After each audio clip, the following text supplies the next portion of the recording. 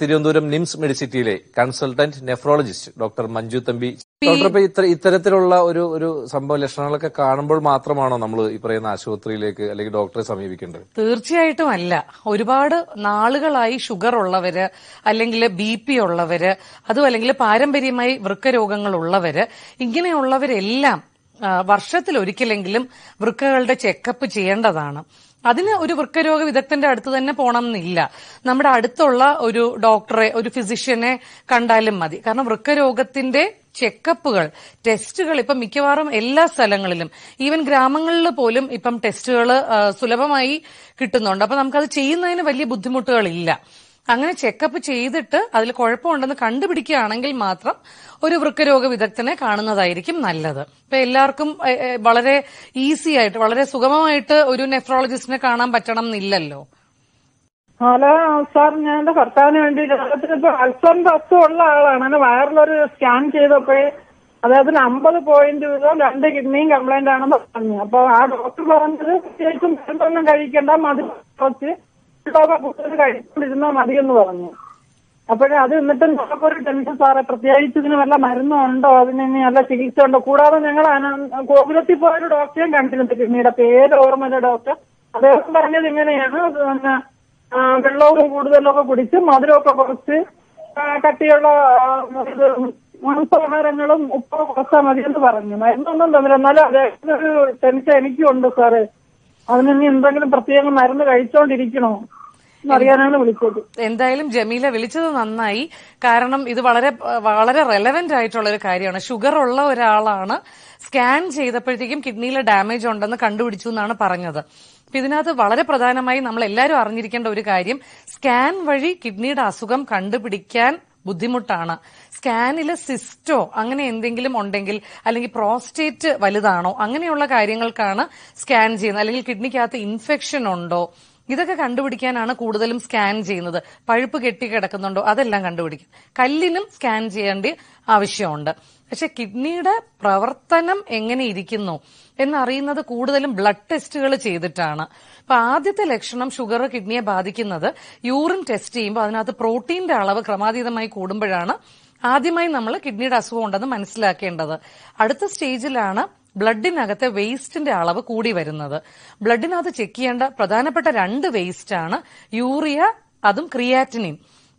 ഈ 2 വേസ്റ്റുകളുടെ അളവ് രക്തത്തിൽ നോക്കിയാണ് വൃക്കയുടെ രോഗമുണ്ടോ എന്ന് കണ്ടുപിടിക്കേണ്ടത്. അപ്പൊ ജമീലയോട് എനിക്ക് പറയാനുള്ളത്, തീർച്ചയായിട്ടും ഒരു നെഫ്രോളജിസ്റ്റിനെ കണ്ടിട്ടുണ്ടെങ്കിൽ അവർ ഈ 2 ടെസ്റ്റും ചെയ്യിപ്പിച്ചിരിക്കണം.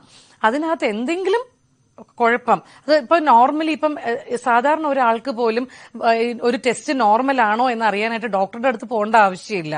എല്ലാ ലാബുകാരും വളരെ പേഷ്യൻസിന് ഒരു ഉതകുന്ന രീതിയിൽ അതിന്റെ സൈഡിൽ ആ ലാബിന്റെ നോർമൽ റിപ്പോർട്ട്സ് എഴുതിയിട്ടുണ്ടാവും. ഒരു നോർമൽ റിപ്പോർട്ടാണ് നിങ്ങൾക്ക് കിട്ടിയിരിക്കുന്നതെങ്കിൽ പേടിക്കേണ്ട ആവശ്യമില്ല. ഷുഗർ ഉള്ള ആൾക്കാരെല്ലാം വർഷത്തിലൊരിക്കൽ ചെക്കപ്പ് ചെയ്താൽ മതിയാവും. അല്ല, ഈ ചെയ്തിരിക്കുന്ന റിപ്പോർട്ടിൽ എന്തെങ്കിലും പ്രോബ്ലം ഉണ്ടെങ്കിൽ അത് ഒരു 3 മാസത്തിലൊരിക്കലെങ്കിലും ഒരു വൃക്കരോഗ വിദഗ്ധനെ, നെഫ്രോളജിസ്റ്റിനെ പോയി കാണേണ്ട ആവശ്യമുണ്ട്. അപ്പൊ ജമീല തിരിച്ച് അന്ന് ചെയ്ത ടെസ്റ്റ് റിപ്പോർട്ടുകൾ ഒന്നുകൂടെ എടുത്ത് നോക്കുക. അതിനകത്ത് യൂറിയ, ക്രിയാറ്റിനിൻ ഈ 2 ടെസ്റ്റുകളുടെയും അളവ് നോക്കുക. അത് ക്രമാതീതമായി കൂടിയിരിക്കുന്നുണ്ട്, നോർമൽ ലെവലിന്റെ നിന്നും കൂടിയിരിക്കുന്നുണ്ടെങ്കിൽ തീർച്ചയായിട്ടും ആ നെഫ്രോളജിസ്റ്റിനെ തിരിച്ചു പോയി ഒന്ന് കാണണം.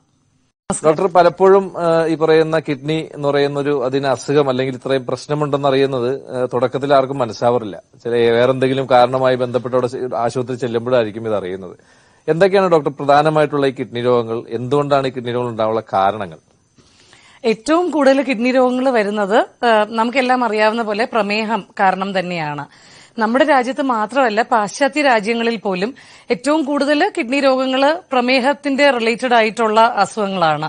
അപ്പൊ നമ്മൾ ഡയബറ്റിക് നെഫ്രോപ്പതി എന്നാണ് വളരെ ബ്രോഡായിട്ട് ഈ അസുഖങ്ങളെ പറയുന്നതെങ്കിലും അതിനകത്ത് ഷുഗർ കാരണമുള്ള കിഡ്നിയുടെ പല ഭാഗങ്ങളും കേടാവാൻ സാധ്യതയുണ്ട്. അപ്പോൾ അതിനകത്ത് മെയിനായിട്ടും നമ്മൾ കാണുന്ന ലക്ഷണങ്ങൾ, ഷുഗർ കാരണമുള്ള കിഡ്നിയുടെ അസുഖത്തിൽ മെയിനായിട്ടും കാണുന്ന ലക്ഷണങ്ങൾ നീര് തന്നെയാണ്, ശരീരത്തിലുണ്ടാവുന്ന നീര്.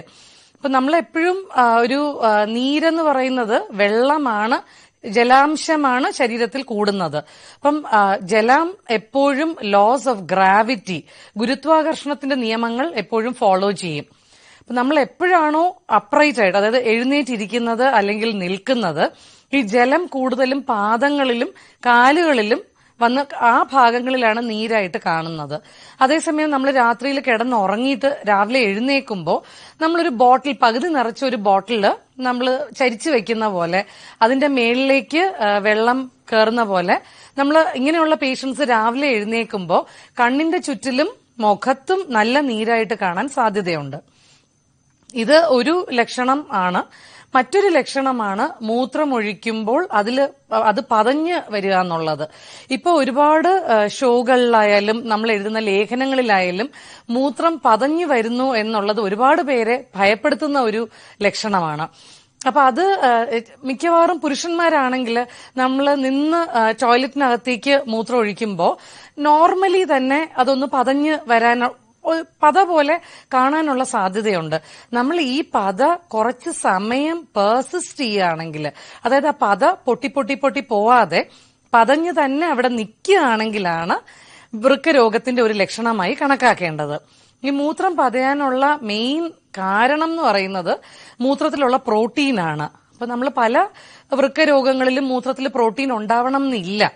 ഈ ഷുഗർ കാരണമുള്ള വൃക്ക രോഗങ്ങളിൽ കൂടുതൽ ശതമാനത്തിൽ 70% മൂത്രത്തിൽ പ്രോട്ടീൻ കാണാനുള്ള സാധ്യതയുണ്ട്. അങ്ങനെ വരുന്ന ആൾക്കാരിലാണ് മൂത്രം ഒഴിക്കുമ്പോൾ ഇങ്ങനെ പതഞ്ഞു വരുന്നത്. ഈ ഇൻഫർമേഷൻ എല്ലാ സുഹൃത്തുക്കളെയും അറിവിലേക്കായിട്ട് ഷെയർ ചെയ്യുക.